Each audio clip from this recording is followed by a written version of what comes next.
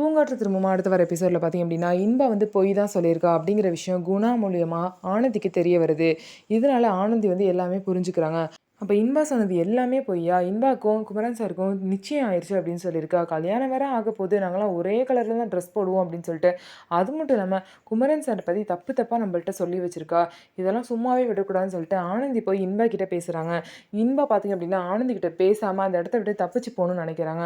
ஆனா ஒரு நிமிஷம் இரு இன்பா, உன்கிட்ட நான் பேசணும் அப்படின்னு சொல்லிட்டு ஆனந்தி பேசுறாங்க. எவ்வளோ பொய் சொல்லி வச்சிருக்க? உனக்கும் குமரன் சாருக்கும் நிச்சயம் ஆயிருச்சுன்னு சொல்ற. கல்யாணம் ஆகப்போகுதுன்னு சொல்ற. அவர பத்தி தப்பு தப்பா சொல்லி வச்சிருக்க. எதுக்காக இந்த மாரிலாம் சொல்லிட்டு இருக்க என்ட்ட? என்ன பத்தி நீ என்ன நெனச்ச? எதுக்காக நீ இந்த மாரிலாம் என்ட்ட சொல்ற? அப்படின்னு சொல்லிட்டு ஆனந்தி இன்பாவ திட்டுறாங்க. என்ன அப்படி என்ன நான் பொய் சொல்லிட்டேன்? நான் இப்ப சொன்னது பொய்யா இருந்தாலும், இனிமே இந்த விஷயம் நடக்க தானே போகுது அப்படின்னு சொல்லிட்டு இன்பா வந்து சொல்றாங்க.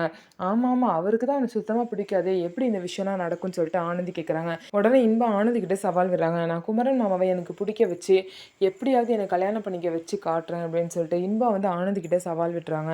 ஸோ இதுக்கப்புறம் என்ன நடக்க போகுதுன்னு சொல்லிட்டு வெயிட் பண்ணி பார்க்கலாம். நம்ம வீடியோ உங்களுக்கு பிடிச்சிருந்தா நம்ம வீடியோவை லைக் பண்ணிக்கோங்க. மறக்காம நம்மளோட சேனலை சப்ஸ்கிரைப் பண்ணிட்டு பாருங்க.